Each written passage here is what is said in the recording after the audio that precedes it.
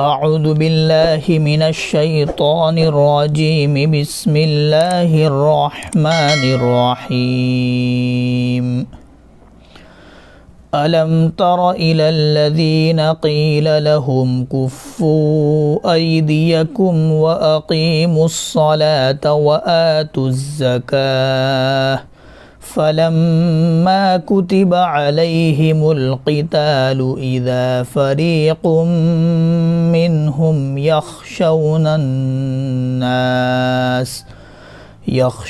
الناس كخشية الله أو أشد خشية وقالوا ربنا لم كتبت علينا القتال لولا أخرتنا إلى أجل قريب قل متاع الدنيا قليل والآخرة خير لمن اتقى ولا تظلمون فتيلا أينما تكونوا يدرككم الموت ولو كنتم في بروج مشيدة وإن تصبهم حسنة يقولوا هذه من عند الله وإن تصبهم سيئة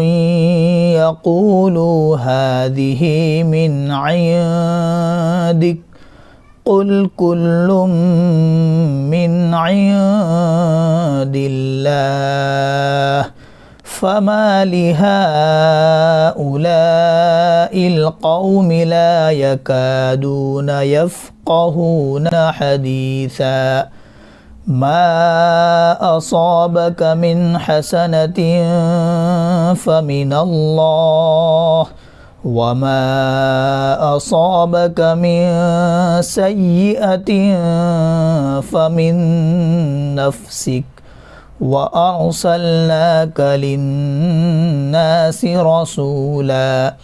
وكفى بالله شهيدا من يطع الرسول فقد أطاع الله ومن تولى فما أرسلناك عليهم حفيظا ويقولون طاعة فإذا برزوا من عندك بيت طائفة منهم غير الذي تقول والله يكتب ما يبيتون فأعرض عنهم وتوكل على الله وكفى بالله وكيلا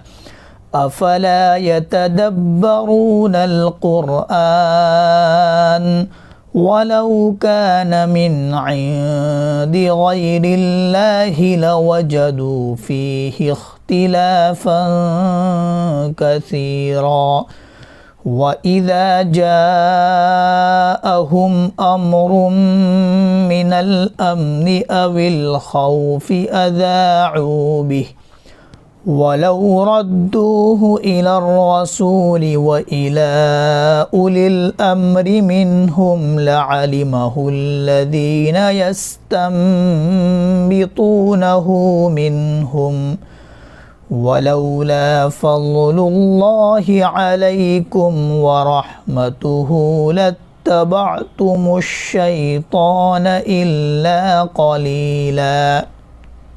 فقاتل في سبيل الله لا تكلف إلا نفسك وحرض المؤمنين عسى الله أن يكف بأس الذين كفروا والله أشد بأسا وأشد تنكيلا من يشفع شفاعة حسنة يكن له نصيب منها ومن يشفع شفاعة سيئة يكن له كفل منها وكان الله على كل شيء مقيتا وإذا حييتم بتحية فحيوا بأحسن منها أو ردوها إن الله كان على كل شيء حسيبا الله لا إله إلا هو ليجمعنكم إلى يوم القيامة لا ريب فيه